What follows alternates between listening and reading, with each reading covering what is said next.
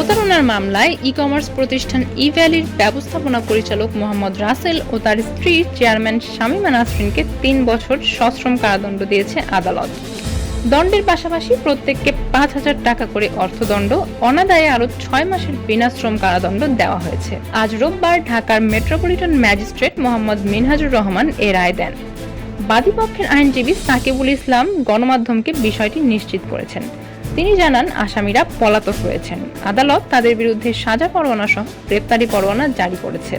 মামলা সূত্রে জানা গেছে, ই-ভ্যালি বিভিন্ন মাধ্যমে চমকপ্রদ বিজ্ঞাপন দিয়ে বিভিন্ন পণ্য বিক্রয় করে। এতে আকৃষ্ট হয়ে মুজাহিদ হাসান ফাহিম তাদের প্রতিষ্ঠান থেকে ২০২১ সালের ২০ ফেব্রুয়ারি ইয়ামাহা R15 বাইক অর্ডার করেন, যার মূল্য পরিশোধ করেন।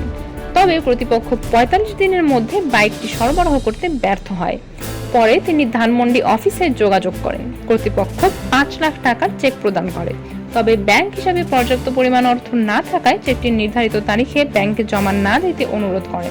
আসামিদের কথা বিশ্বাস করে তিনি চেকটি ব্যাংকে জমা দেননি। পরবর্তী সময়ে বাদী টাকা আদায়ের জন্য তাগাদা দিতে থাকেন, তবে তারা কোনো টাকা তাকে ফেরত দেননি। এরপর লিগ্যাল নোটিশ পাঠিয়েও কাজ হয়নি। এ ঘটনায় মুজাহিদ হাসান ফাহিম ২০২৪ সালের জানুয়ারি মাসে আদালতে রাসেল ও শামীমার বিরুদ্ধে মামলা করেন।